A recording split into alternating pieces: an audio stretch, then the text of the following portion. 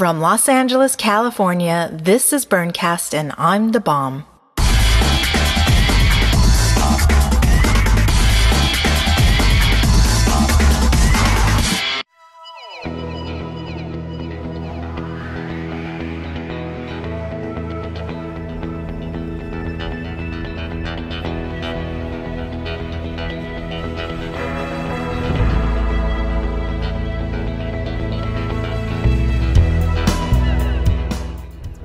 Tell me a little bit about your piece. Well, this piece is called the Bodhisattva Zome, and a Zome is like a geodesic dome.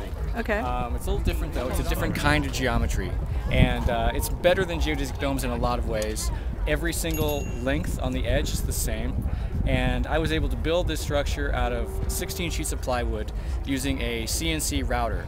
It took me 30 hours of cutting and assembly, and then out here on the playa we had some weather issues. It took us about 7 hours to assemble. Wow. Okay. Yeah. Had you assembled it off playa? Only some components, but the entire thing was only assembled for the first time. Okay. Yeah. Show me a little bit about the detail. Would you mind? Well, not at all, not at all. So every one of these parts is held together with a wooden connector, and each of these parts has an internal, like a T shape. It's sandwiched together, and then this clip holds these two together. And so the entire thing is held together with nothing but wood. There are no metal fasteners at all. None whatsoever. None. Okay. And how did you come up with this design? This is a little passion of mine, and I've been sort of exploring this geometry for 3 years now.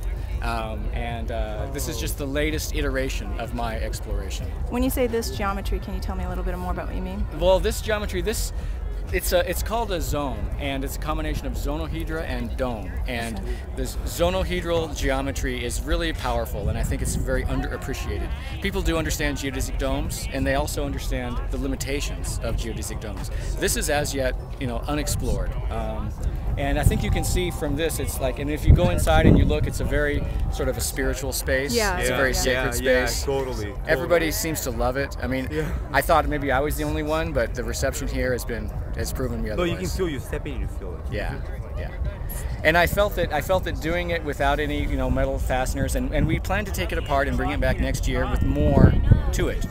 And another beautiful thing about zomes as opposed to domes is that I can reuse these parts on a different structure, on a bigger structure. It can actually grow. I can reuse the same parts. No, you can't do that with a dome.